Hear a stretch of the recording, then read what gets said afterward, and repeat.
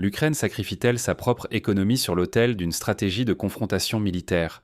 Cette interrogation, aussi inconfortable soit-elle, refait surface avec insistance à mesure que la mer Noire se transforme en théâtre d'une escalade internationale aux conséquences potentiellement irréversibles.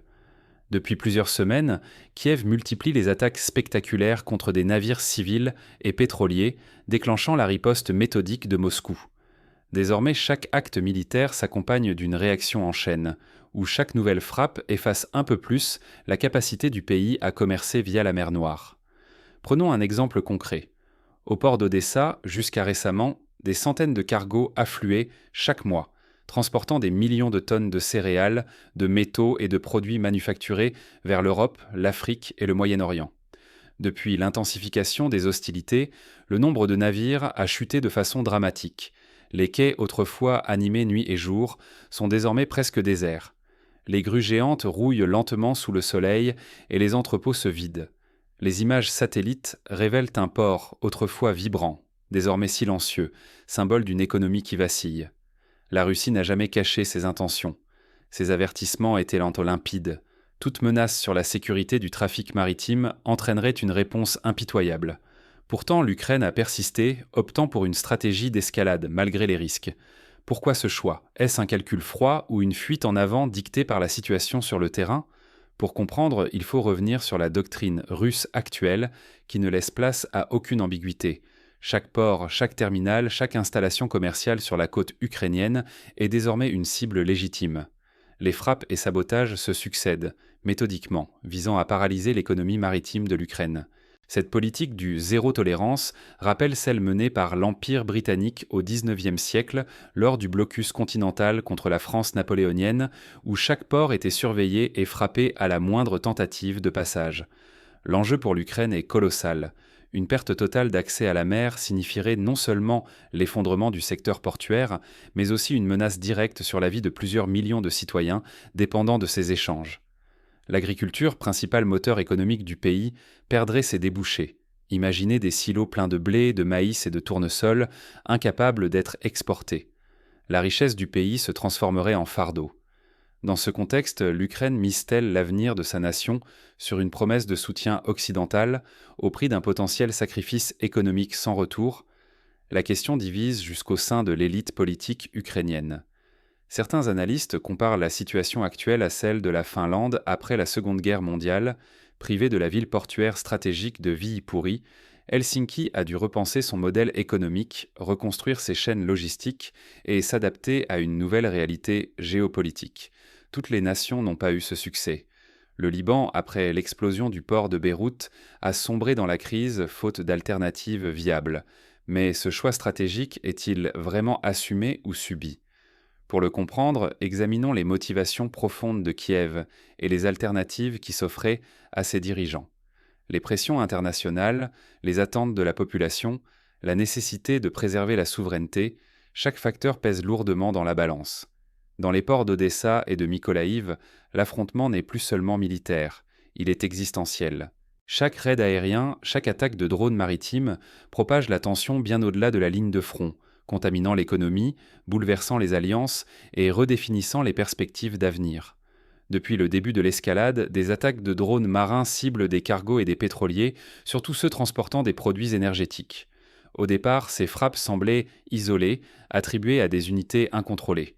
Mais rapidement, elles se sont transformées en une véritable stratégie, assumée par le haut commandement. Les navires étrangers, chinois, turcs, grecs, ne sont pas épargnés, déclenchant l'inquiétude des assureurs internationaux qui voient dans les primes s'envoler. Accéder au port ukrainien devient un pari économique insensé. Rares sont ceux qui osent encore tenter l'aventure. Pour illustrer l'ampleur de la crise, rappelons qu'avant la guerre, l'assurance d'un cargo traversant la mer Noire coûtait quelques milliers de dollars. Aujourd'hui, ce montant a été multiplié par 20, 30, voire 50 selon les opérateurs. Les cargos se raréfient, les quais se vident, le commerce maritime suffoque. Face à cette pression, Moscou change de cap. Les frappes russes ne se contentent plus de riposter. Elles visent à démanteler, pierre après pierre, l'ensemble du système portuaire ukrainien. Odessa et Mykolaïv, véritables poumons économiques du pays, basculent dans le chaos. Des images de terminaux détruits, de navires calcinés, de silos éventrés circulent sur les réseaux sociaux, alimentant la peur et le découragement. Pourquoi Kiev prend-il ce risque insensé, sacrifiant ses propres infrastructures vitales? Une thèse inquiétante circule dans les milieux diplomatiques. En forçant Moscou à une réaction extrême, l'Ukraine chercherait à provoquer une intervention occidentale, peut-être même de l'OTAN. C'est la stratégie de l'abîme, qui rappelle la politique de la terre brûlée utilisée par la Russie tsariste face à Napoléon en 1812, tout sacrifié pour forcer l'ennemi à l'épuisement ou pousser les alliés à intervenir. L'enjeu est immense: réputation internationale, intégrité du territoire, survie économique de millions de citoyens. À chaque attaque, l'Ukraine s'approche du point de rupture, risquant l'isolement total et une crise humanitaire sans précédent. Les files d'attente devant les boulangeries s'allongent à Odessa. Des familles entières quittent les régions côtières, fuyant la misère et l'insécurité. Mais le vrai cœur du dilemme n'est-il pas dans la logique même de ces choix? Pourquoi Kiev joue-t-il aussi près du gouffre, quitte à tout perdre? Derrière chaque décision, une autre bataille fait rage, celle de la légitimité, du soutien international et de la capacité à contrôler l'escalade. Jusqu'où Kiev est-il prêt à aller pour forcer la main à ses alliés? Saboter ses propres ports, folie désespérée ou manœuvre calculée? Cette interrogation choque les chancelleries, mais elle s'impose au cœur du conflit. Chaque décision prise à Kiev semble précipiter l'Ukraine dans une spirale de plus en plus périlleuse. Depuis plusieurs semaines, les rumeurs grondent. Kiev saboterait volontairement ses propres voies diplomatiques et le moindre espoir de négociation. Les attaques répétées contre des navires civils en mer Noire n'auraient pas uniquement pour but de riposter, mais chercheraient à provoquer un point de rupture, forcer la main des alliés occidentaux, quitte à s'isoler davantage. Ce pari rappelle la stratégie du gouvernement polonais en 1939, qui, face à la menace allemande, a tout misé sur l'intervention de la France et du Royaume-Uni. On connaît la suite, l'attente d'une aide qui n'est jamais arrivée à temps. Face à cette escalade, Moscou lance une offensive méthodique. Les infrastructures portuaires d'Odessa et de Mykolaïv subissent des frappes massives, parfois simultanées, pour maximiser la désorganisation. Terminaux, entrepôts, pontons, équipements énergétiques, tout est méthodiquement anéanti, rendant chaque activité maritime quasi impossible. Les usines de traitement du grain, les raffineries, les stations de pompage sont ciblées pour priver le pays de toute capacité d'exportation. Le résultat est foudroyant. Le commerce maritime ukrainien s'effondre à vue d'œil. En quelques semaines à peine, le niveau de vie de millions de citoyens chute brutalement. Les pénuries surgissent, le pain devient rare, les médicaments manquent, l'essence se vend au marché noir à des prix exorbitants. Les marchés locaux dépérissent, la colère monte dans les rues face à la disparition des emplois et à la misère croissante. Les scènes de protestation se multiplient, rappelant les émeutes alimentaires de plusieurs pays pendant la crise de 2008. La logistique régionale est elle aussi sinistrée. La destruction des ponts, notamment sur le Dniestre, isole des régions entières. Acheminer marchandises et personnes devient un défi insurmontable. Les coûts flambent, la répartition des ressources tourne au casse-tête. Des villes comme Bilhorod-Dnistrovski, jadis carrefours commerciaux, se retrouvent coupées du monde, dépendantes de convois humanitaires sporadiques. À l'international, c'est l'impasse. L'accès légal et physique aux ports d'Ukraine devient impossible pour les navires étrangers. Les assureurs désertent, effrayés par les risques. Les opérateurs logistiques internationaux fuient une zone désormais synonyme de chaos et de pertes certaines. Les partenaires commerciaux, Égypte, Chine, Turquie, cherchent d'autres fournisseurs, aggravant l'isolement de l'Ukraine. Le pari de Kiev, sacrifiant ses propres atouts pour provoquer une intervention occidentale, menace de basculer en suicide économique et social.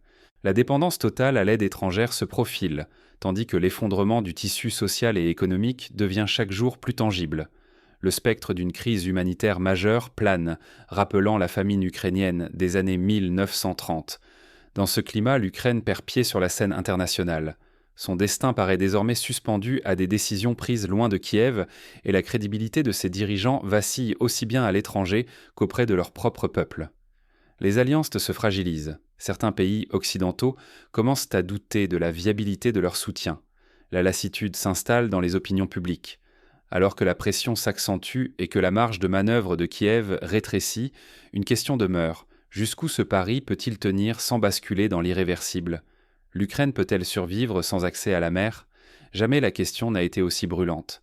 Après des attaques répétées contre des navires civils en mer Noire, Kiev fait désormais face à une riposte russe d'une ampleur inédite.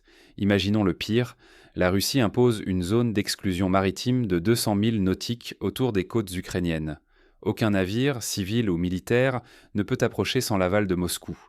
Chaque route maritime se ferme, une à une, sous la menace. Des flottes puissantes surveillant sans relâche.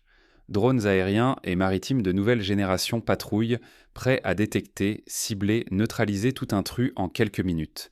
Des mines intelligentes et des roquettes automatiques verrouillant la zone. Chaque tentative d'accès non autorisé devient quasi suicidaire. Ce scénario rappelle le blocus de Cuba en 1962, où chaque navire était guetté, chaque mouvement suspect pouvait déclencher une escalade mondiale. La technologie russe révolutionne la surveillance. Des logiciels de reconnaissance automatique analysent chaque signal. À la moindre alerte, des drones autonomes interviennent, frappant avec une rapidité et une précision inédites. Toute embarcation suspecte est détruite sans préavis. Cette militarisation de la mer Noire transforme la région en une forteresse imprenable, inaccessible même aux missions humanitaires. Ce blocus dépasse la simple démonstration de force. Il vise l'anéantissement systématique de l'économie portuaire ukrainienne. Plus d'exportation de céréales, plus de commerce, plus d'accès au marché mondial. Odessa, Nikolaïev, Kherson, les quais sont figés, les grues immobiles, les entrepôts vides, les terminaux désertés. La région autrefois prospère tombe dans l'oubli. Les conséquences écologiques sont aussi terribles. Nappes de pétrole, épaves calcinées, contamination de l'eau, faune marine décimée. La mer Noire menace de devenir une zone morte pour l'économie et la nature pour des générations. Les pêcheurs de la région, privés de ressources, voient dans leur avenir s'effondrer. La pollution se répand jusqu'en Roumanie et Bulgarie, provoquant des tensions diplomatiques. L'isolement régional s'installe. Les populations côtières, déjà vulnérables, se retrouvent coupées du monde, privées de travail, de ravitaillement, d'espoir. Kiev perd tout contrôle sur ses rivages, désormais soumis à la volonté et à la surveillance russe. Les réseaux de contrebande se développent, mais ils ne peuvent compenser la perte des flux réguliers. Ce blocus n'est pas qu'un coup fatal au commerce maritime ukrainien. Il efface des décennies d'efforts, sacrifie la stabilité de la région et condamne des millions de personnes à l'incertitude et à l'angoisse. L'histoire nous rappelle qu'un blocus réussi peut transformer une puissance régionale en État marginalisé, comme ce fut le cas de la Grèce après la chute de Constantinople. Mais l'histoire n'est pas encore écrite. L'Ukraine peut-elle transformer ce désastre en une chance de survie ? Il existe des précédents. Le Japon, après la fermeture forcée de ses ports au XIXe siècle, a su se réinventer en puissance industrielle. Israël, privé d'accès à la mer Rouge en 1967, a développé de nouveaux corridors logistiques et des alliances stratégiques. La réponse de Kiev pourrait surprendre, car même encerclée, l'Ukraine n'est pas totalement sans ressources. Une nouvelle page de la résistance s'ouvre entre innovation et désespoir. C'est le moment de miser sur la logistique terrestre, de renforcer les corridors ferroviaires vers la Pologne, la Roumanie, la Hongrie. D'investir massivement dans le numérique, l'agro-industrie et l'autosuffisance énergétique. Quand tout semble perdu, que reste-t-il à sauver ? Cette question à la fois brutale et incontournable s'impose aujourd'hui à l'Ukraine, mais aussi à toute nation confrontée à l'effondrement de ses fondations économiques.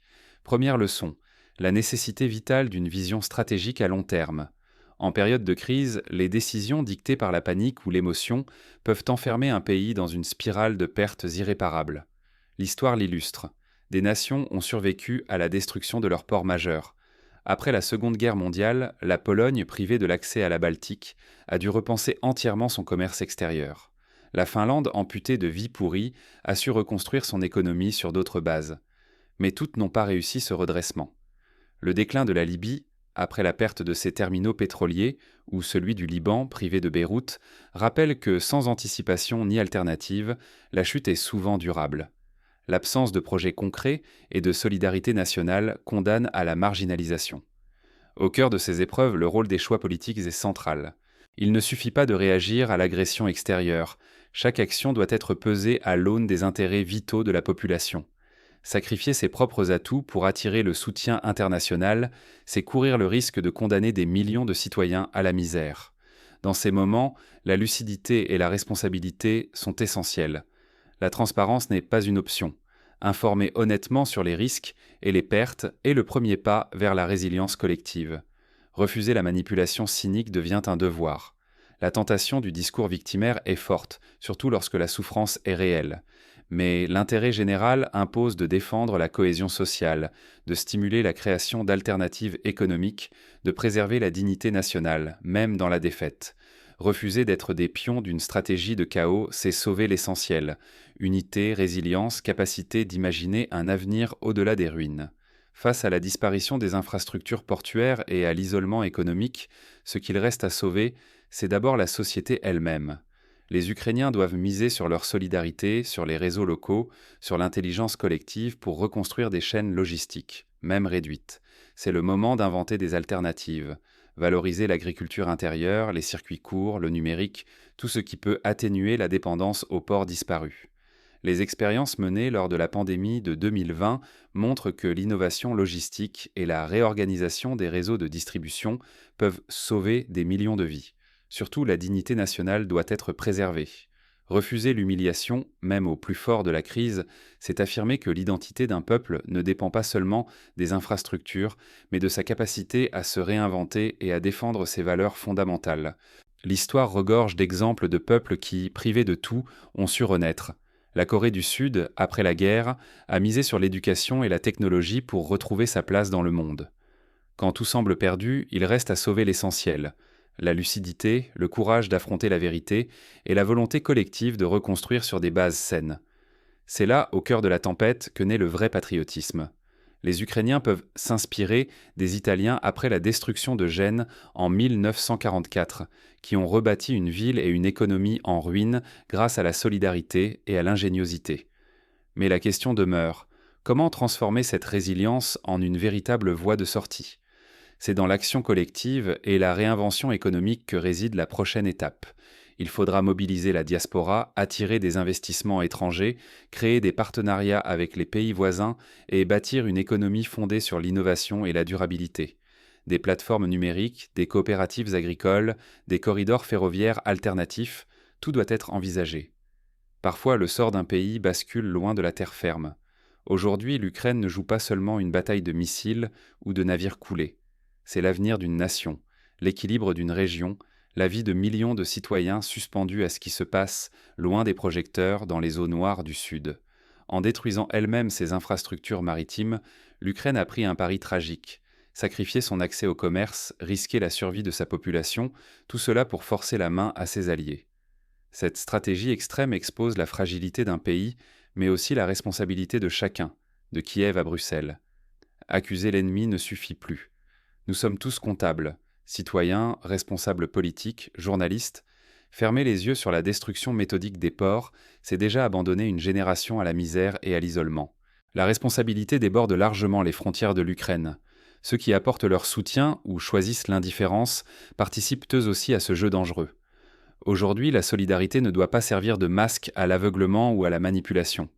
Elle doit s'incarner dans des actes concrets: préserver la paix, protéger les civils, demander des comptes à ceux qui décident pour des millions d'autres. La crise de la mer Noire rappelle que rien n'est jamais acquis. L'inconscience ou le cynisme politique peuvent balayer en un instant des décennies d'efforts et de sacrifices. Rester passif, c'est accepter la répétition des catastrophes et condamner les plus vulnérables à payer le prix fort. Face à ce choix, chacun doit se demander: quel avenir voulons-nous offrir à l'Ukraine, à la région, à l'Europe entière? L'avenir ne sera pas écrit par la fatalité, mais par la capacité des peuples à tirer les leçons de l'histoire, à inventer des solutions inédites et à défendre ce qui compte vraiment: la dignité, la solidarité et l'espoir d'un nouvel horizon. La question de la mer Noire ne concerne pas seulement les Ukrainiens, mais engage aussi notre responsabilité collective. C'est en refusant la fatalité, en misant sur la créativité et l'intelligence commune, que l'Ukraine et ses partenaires pourront transformer une crise en opportunité et ouvrir la voie à une paix durable, fondée non sur la destruction, mais sur la reconstruction et la confiance retrouvée.